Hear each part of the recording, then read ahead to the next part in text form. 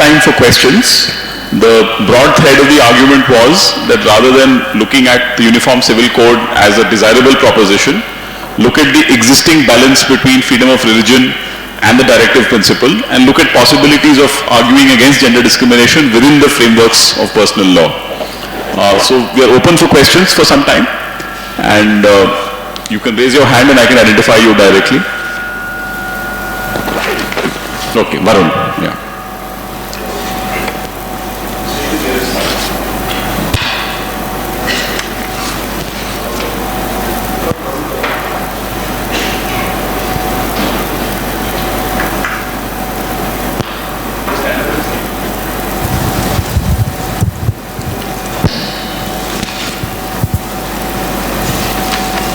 So ma'am, as closing statement to your lecture, you said that if the reform is not done by the courts, it cannot be done by anyone else. Not cannot, will not be. Yeah, it will not be done by anyone else.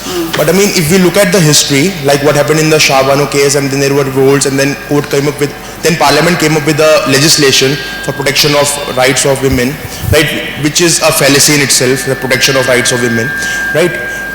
What are the possibilities of reform? Because in such a politicized culture, wherein the parliament is also worried about vote banks from the minorities, even if the court comes up with certain reforms, what are the possibilities of that? How will the parliament react to it? I mean, parliament has reacted negatively to it, but then what are the possibilities of reform even if the court does something positive?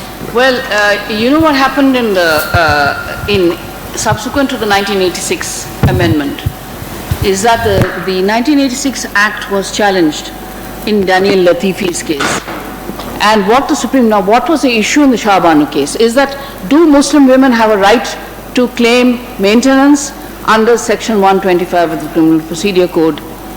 And Shah Banu, of course, went into a lot of texts and all, not necessary, because the short answer to that, which had been settled by many decisions prior to that, was that yes, section 125 doesn't make any difference between woman and woman.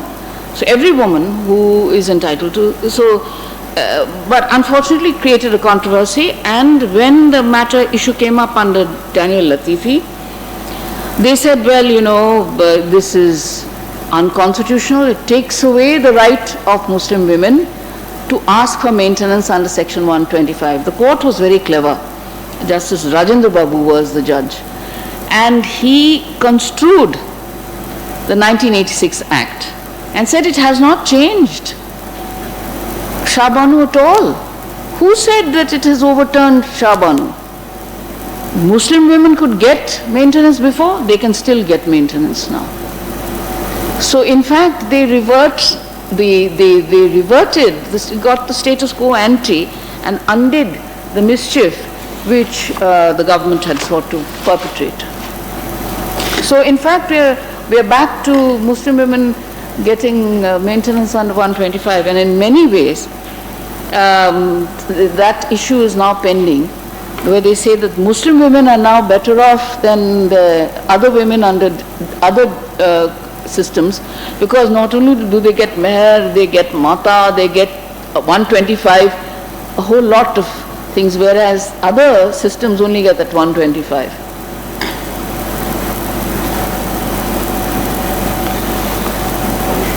Okay, Rahul, just reach out to the nearest mic.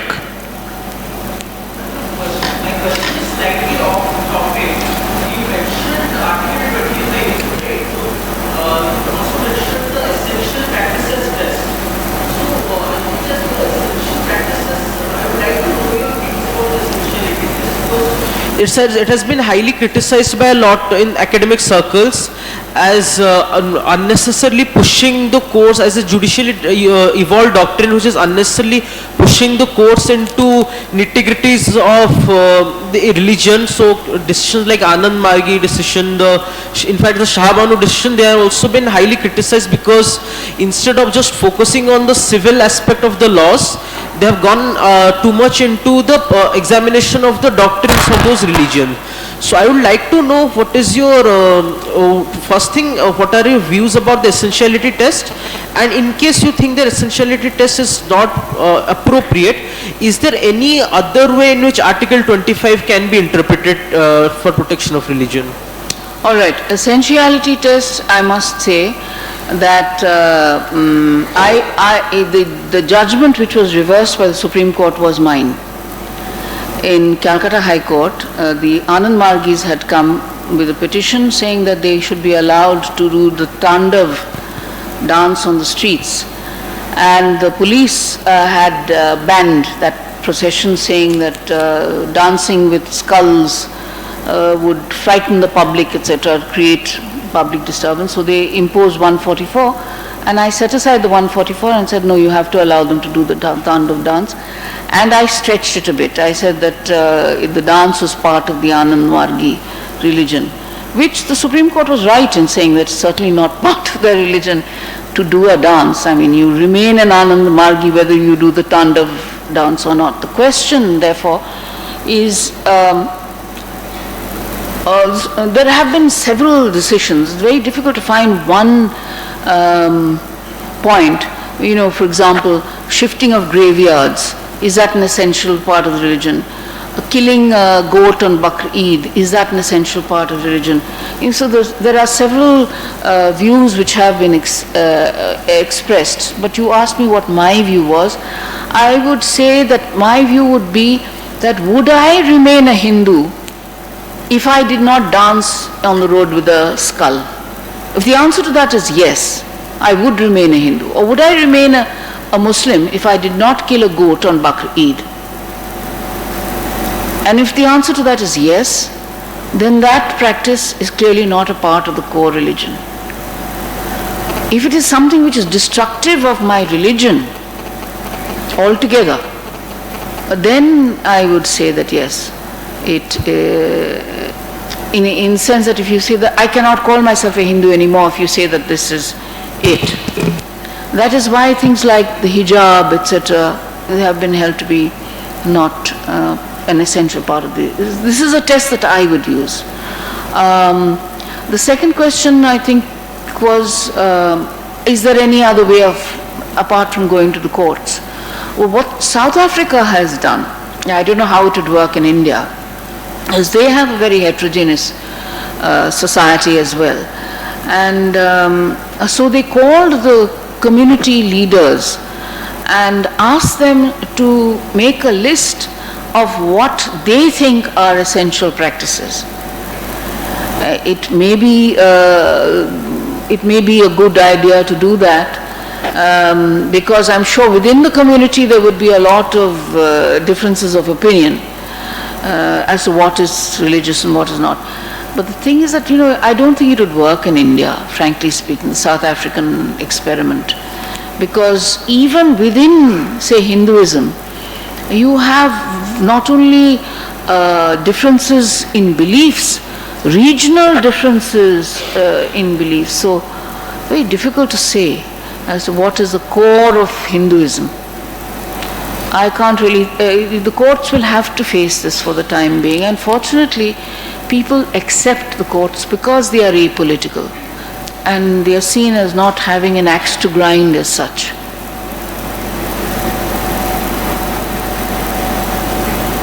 So Ayush in the corner.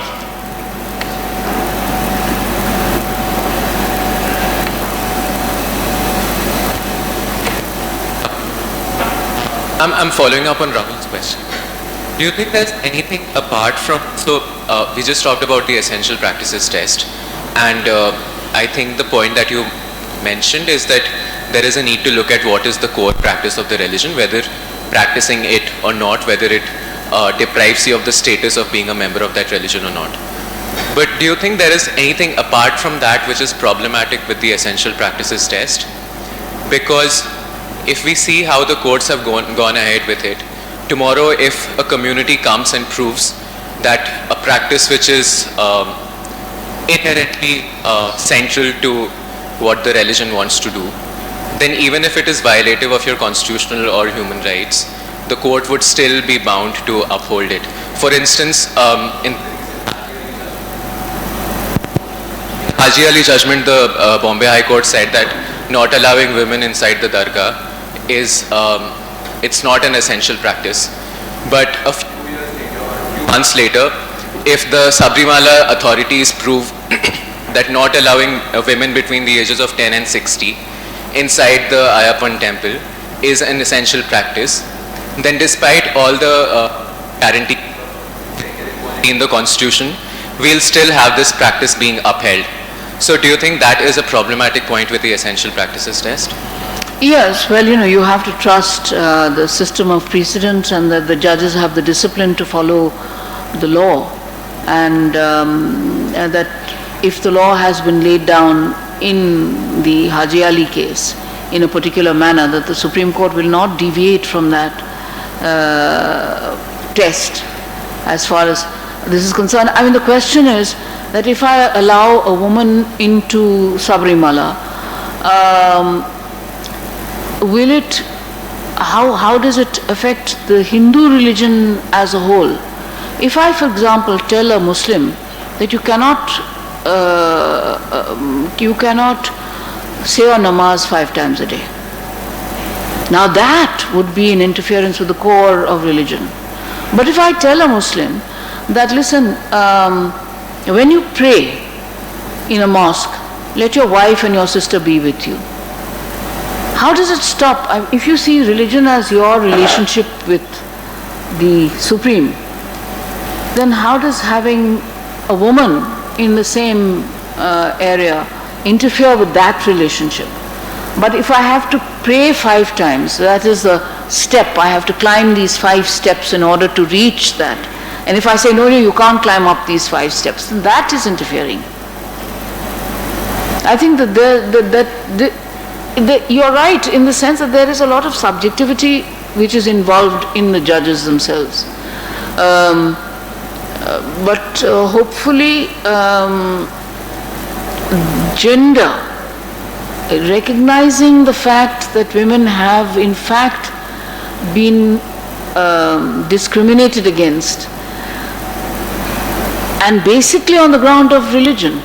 I'm using religion as a shield, so to speak, for all the evils that have been perpetrated against women, irrespective of the religion, whether it is Hinduism, whether it is Christianity, whatever.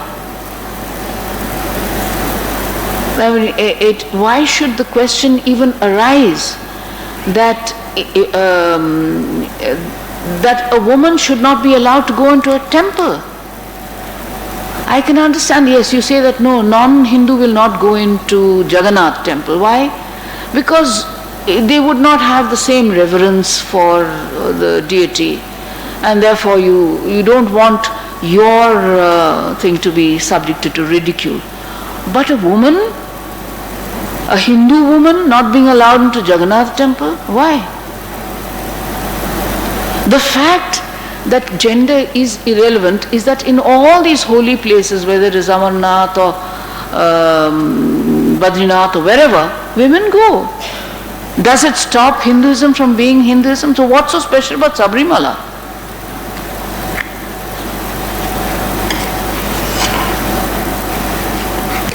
Okay, Astha.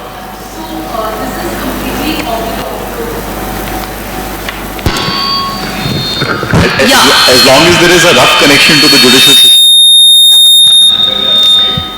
Yeah, so this is more so, being a third year student, we just recently studied about your judgment in Pradeep Kumar Biswas case. Oh. And the essential functional, administrative and financial control. And then now we have the recent BCCI judgment where the court seems to have expanded the entire scope of Article 12 from what was given in the Pradeep Kumar Biswas case. So your views on that, considering you were the one who gave... Actually, that's why I might have to preempt you. You're using this as a clarification session. Yeah.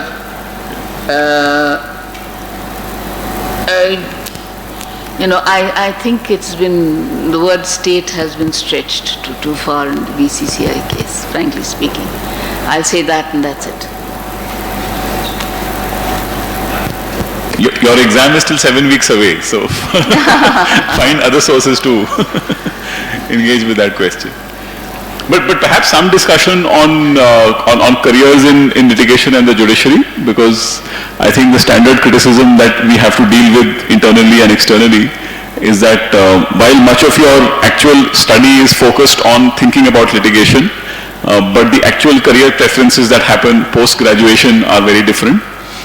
So if you have any pressing doubts or positions to take, I think that can also be discussed. You know Okay. this, yes. Is one volunteer, or is this on the lecture or something else? Okay, most welcome, Mr. Shivraman.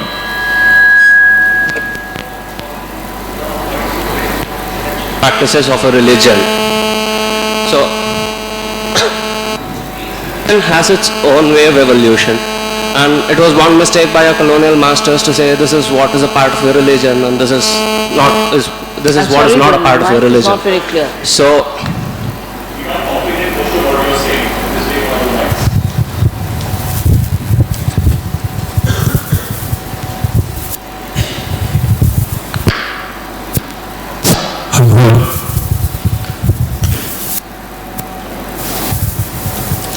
on the question of what you said about the essential practices of a religion, so religion, like any other system in our society, has its own way of evolution, and it was one of the mistakes of our colonial masters to say this is what is a religion and this is what is a part of it.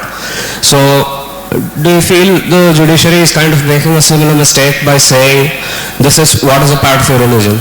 So in fact, is a religion not supposed to evolve over years? What might sound as not essential in another 10-15 years might be one of the essential practices of a religion. So to put it into watertight compartments and say this is a part of your religion, this is not a part of your religion. I think quite apart from widening what is part of religion, the core of religion is being more and more distilled. It's becoming narrower and narrower as to what is the core. I don't think that there will be a situation where a practice which is said to be inessential today becomes essential tomorrow. In other words, widening the core base. I think that the movement is towards distilling and, essential from the word essence, distilling it and not widening it. So I think, I don't see that it is going to be widened at all. What is, and of course there are things which are always subject to review, and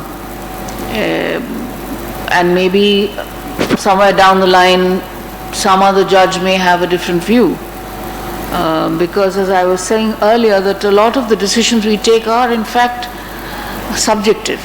I mean, that objectivity of deciding it as if it were a mathematical formula, that is not there. There is a large amount of subjectivity.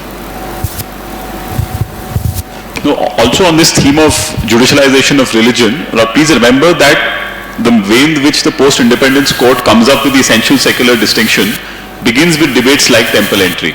So even though you're now looking at the problem of the division between the essential and secular as a judicial imposition of sorts, also you have to understand how sometimes an abstract principle actually has a particular historical grounding, but you have to be worried about how that principle might be supplanted elsewhere without adequate thought being given to how the context now might be different from, let's say, the 50s, when the court was trying to rationalize laws that were enforcing temple entry. You're quite right. I mean, the fact is that the Constitution itself provides that the temple shall be open irrespective. So, I mean, that is a fundamental right. In fact, the early judgments were making sense of that distinction by reading Article 25(2)(b) itself.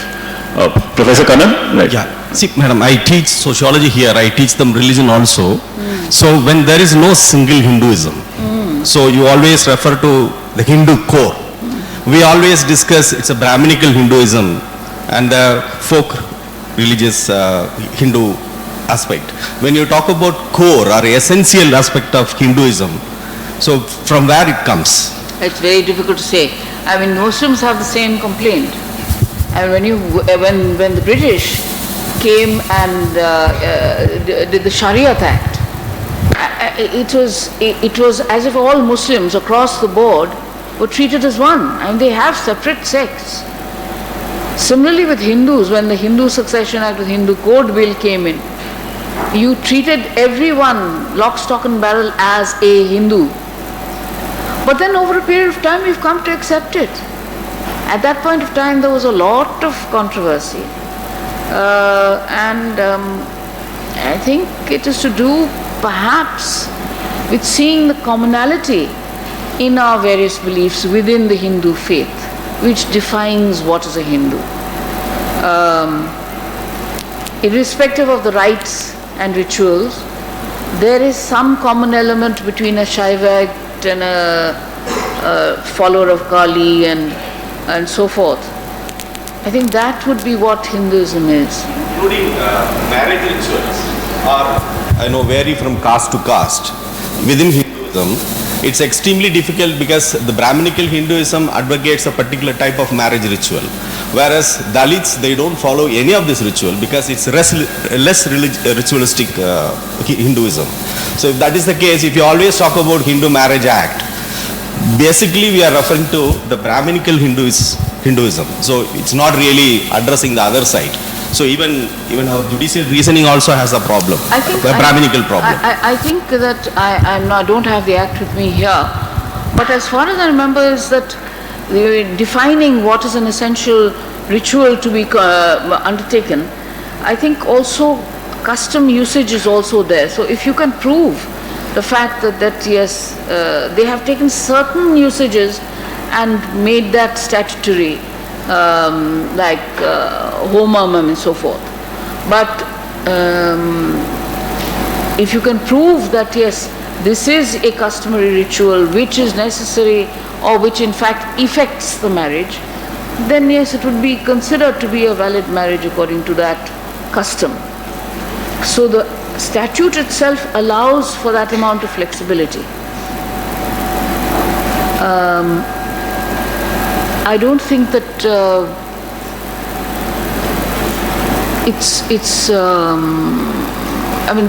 that issue as to what is an essential ritual for the purpose of effecting valid Hindu marriage is very different from saying that what is an essential practice for the purposes of Hinduism. Ritual for the purpose of effecting marriage is very different from saying that a ritual which makes me a Hindu or not a Hindu. The scope of the inquiry is slightly different. Yes, someone wants. Okay, we have two more students and actually quite a few hands. So we'll go in order. I think Vishnu had his hand up first. Then I saw Tanvi, then Ayush, and Arpan. And there's one more hand in the corner, Pratik. So we'll go in that order. Or whoever has the mic can go first.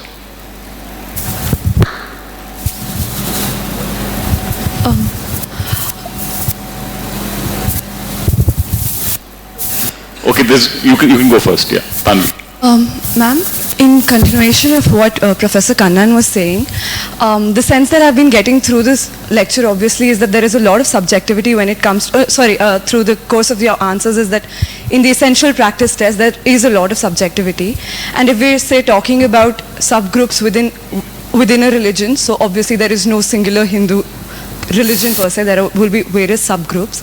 If it ever comes to decision of what an essential practice of say a minority group within the broader Hindu religion isn't there a very rife possibility there will just be a supplantation of a majoritarian idea of what an essential practice is for that minority religion, and to that extent what we would actually be perpetrating as an essential practice of that minority religion would just be our idea of what that essential practice is and might not actually be that essential practice of the minority group. This is in fact the issue that arose in the Anand Margi case. The Anand Margis were a subsect of the Hindus. They consider themselves Hindus. And where the Supreme Court has laid down certain tests as to, how long has this been there, how did you prove it? I stretched the law. I admit and I confess so many years later that I did stretch the law knowingly because I didn't approve of the 144 being imposed. I wanted to get rid of that 144. And I wanted them to have the freedom to dance and on the streets. And so therefore I had to hold that this was violative of 25(1). And therefore it was essential. So there is that subjective element, certainly. But in setting aside my judgment, because the Supreme Court went into the broader question, they were not really worried about the 144 aspect of it. They were much more worried about the fact that I had held that the Tandav dance was part of the Anand Margi religion, and that they said no. And they have given the tests. It is not a sort of imposition by them. I didn't mean subjectivity in that way at all. There are certain established tests, like long usage and so forth, written texts, the evidence of experts, so forth. The people who've raised their hands first, procedural fairness. Okay. So who has the mic, please start speaking, but close the mic when you're done with your question. I think Prateek has the mic, so go for it. Ma'am, I have two separate concerns. One is with regards to the PK Viswas case. Ma'am, I understand that the constitution was initially brought into force to protect the citizens from the state, from the government, or the state, sorry. And I also understand the efficiency argument as to why the fundamental rights are not applicable to non-state actors. But is there any other first principle argument as to why fundamental rights are not applicable to non-state actors? Yes, ma'am. And I have another concern, ma'am, with regard to the essential practices test. Ma'am, when you, for example, when you were analyzing the temple, when you were analyzing the women between 10 to 16 years not being allowed into the temple, you were applying conventional logic to whether that is whether it has got anything to do with our spiritual connection with the Supreme. So, ma'am, isn't it slightly inconsistent, because the very premise of religion cannot be really substantiated by conventional logic? So, wouldn't it just be more consistent to simply, if courts were more lenient while dealing with fundamental right violations of religious nature, as opposed to applying conventional logic to analyze essential practices? Now, first of all, as far as the first question is concerned, namely why should fundamental rights not be available against private players? The Constitution does not so provide, and you're not going to, the mistake that I made in the, stretching the law, because, hard cases make bad law. That is the truth. Now, the Constitution says state. Now, kindly, if you want to make a law, make a law. You have laws, it was upheld by the Supreme Court, where there was a building community which had been put up, which said for Parsis only. And the flats could not be sold to a non-Parsi. So non-Parsi challenged that action. And the Supreme Court said, bad luck. I'm sorry, I cannot interfere. Under what law can I forbid them from excluding non-Parsis from their apartments?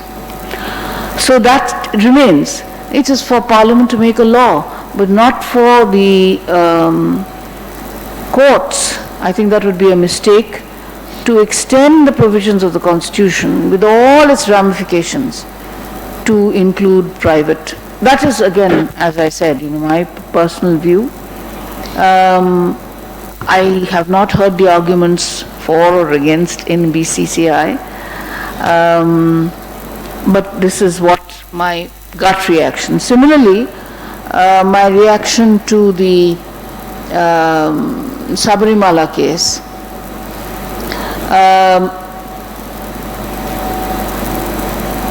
you're saying that, you can't reduce religion to just the core of my relationship with my God, and it's how I get there.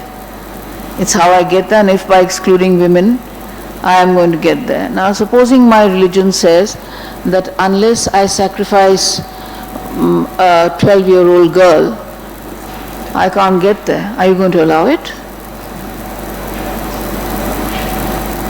Why not? I'm asking you. Religion?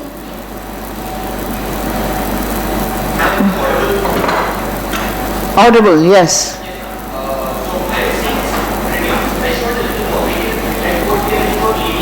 Inaudible. Ma'am, I'm just saying courts can reduce the threshold. They can be a little more lenient with regards to religious violation of fundamental rights. For example, in your case where the hypothetical that you have put forward where the 12-year-old child has to be sacrificed, you won't simply allow it. But applying conventional law, I'm saying it's just problematic to apply conventional logic to understand what religion is. If you accept what religion is. I agree, but the fact is that when you have competing fundamental rights, one is to my profession of a religion or not, and on the other hand the woman's right to individual's right. You know why women? Each individual, I mean if I'm an untouchable and you say that you're not going to allow me to come into this temple, it is as abhorrent as stopping a woman, where that fundamental right trumps the right to exclude. There cannot be a religion which is exclusive, which excludes people from attaining or being pious or whatever. Untouchability, and this is a worse form of untouchability, gender injustice. It's worse. Because it is, whatever the economic reasons may have been for untouchability, there is no reason whatsoever to distinguish between people on the ground of sex only. And this is a distinction which cuts across every caste, every creed. In any untouchable community, you'll find that the women are getting the bottom of the heap, bottom of the pile. So you have to write that. I mean, it's high time. I mean, also, if I can, before we move on, judicial reasoning largely is of a reactive nature, right? You're looking at the consequences of what has happened. Whereas the running thread that we are seeing in the questions is that should courts be prescribing what religious practice is? So I think a reasonable sort of answer would be that it's not necessarily the courts prescribing what religious practice should be, but courts are watching out for discriminatory consequences. So I think that might be kind of more connected to your question. Okay, so we are running out of time, so we'll just take the last three questions. Vishnu, Arpan and Prateek, right? Okay. Okay, ma'am, you had spoken about internal reform as the solution to this whole controversy.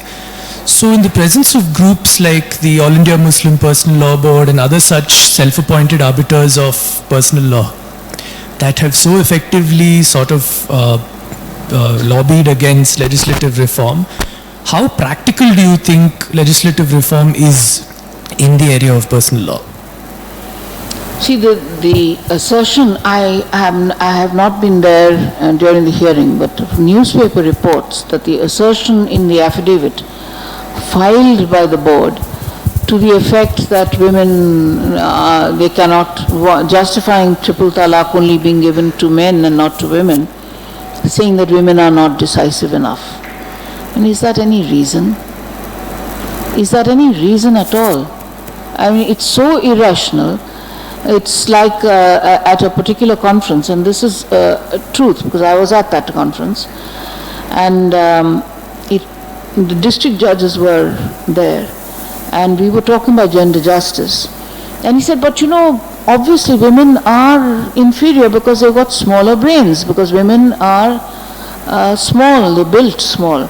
So I said, by that token, a 6-foot man has got more brains than, say, a Napoleon, or an elephant is cleverer than a human being.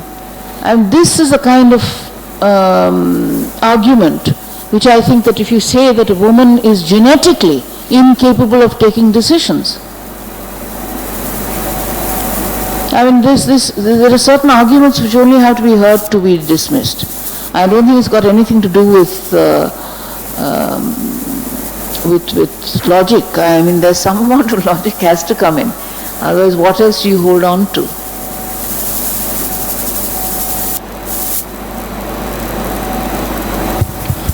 Am I audible? If we look at the essential practice test doctrinally and not just in terms of its effects, the essential practice test was entirely developed by the judiciary of its own accord. Now, if we go back to where this entire question of what is an essentially religious act and what is an essentially secular act comes up, its earliest origins are in the Constituent Assembly debates, where Dr. Ambedkar makes the distinction between a practice which is essentially secular and essentially religious, which is what we see in the text of Article 25 as well. Now, if we look at the earlier parts of 1950s and the judgments of the court on the same topic, the courts have used this as the standard. The courts only have intervened in cases where the issue at hand, it has been able to identify as an essentially secular issue but related to a religious practice. And if it is an essentially religious practice, it leaves it aside. Whereas only later in like the 1960s and 70s has the court sort of misinterpreted its own precedent and changed the phraseology, which completely changes the meaning. The moment you change the phraseology from essentially religious to essential to religion, you come up with this sort of area where you have to, the court has to substantively determine what is the essence of the religion, which wasn't what was envisaged by either the constitutional makers or by the early judgments of the court. So do you think the problem with the essential practice test, while it may be of effect and of what the consequences are primarily because it's based on a misinterpretation of the Supreme Court of its own judgments? Haven't studied enough to give you an answer to that. I really, I'd have to have the Constitution and the words and the particular judgment that you are referring to as having, started off the rot, so to speak, by misinterpreting Article 25(1). Study it more. I'm sorry, I cannot give you an answer to that.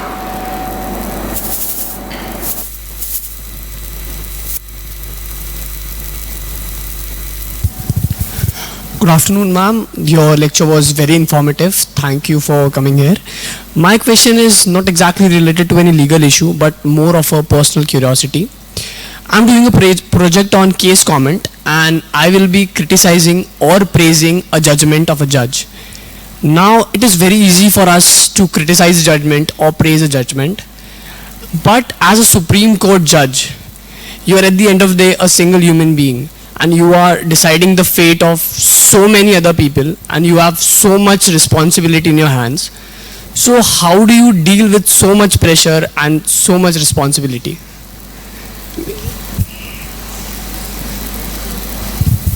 So you wear blinkers, because if you really think in what the consequences, the law is, when you learn swimming, you are given these ropes in between in the pool so that you swim in a straight line. So you have a lot of precedents, you have the word letter of the law, you have maxims which form a kind of a grid and help you make up your mind. Because left to yourself, and if it was purely subjective, the responsibility would be enormous. But then it is nothing is that new that has not been decided in some form or the other by someone else, or that the law has so provided and you merely have to interpret the law. So you look at this, the system of precedent, the language of the law, and you try to swim as straight as you can. But if you really, it's not left to the individual to shoulder the burden of deciding the law for the first time. It never is. If you look at the Constituent Assembly debates and the kind of discussion which went on then, it's as if we are speaking in 2016. And yet we discuss issues today as if we are discussing them for the first time. The very same arguments, the very same language, the very same examples have been used, discussed, threadbare, in 1949 or 48, and we're still discussing them, and as if we are reinventing the wheel every time. So when you're writing a judgment, you're not reinventing the wheel. It's already been invented. You have to just apply it. Or as your curriculum will show you, it's a lot like writing a chain novel. So there will be significant discussion of that in your legal methods course, right? But thankfully you're not in my section. So I think we'll just bring the session to an end, and we thank Justice Pal for giving us such an extensive commentary on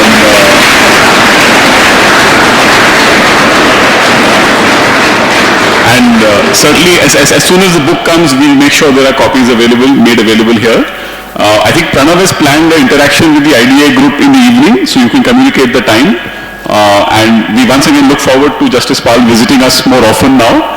Nalsar has built up considerably since her last visit, but we also hope that apart from the physical visits, there will also be a more sustained interaction with the kind of legacy that she has created. Right? So we thank you, ma'am. But may I have the last word? And that is a bit of advice that, you know, these national law schools were set up in order to strengthen the bar, and through the bar, the judiciary. So do give litigation a chance.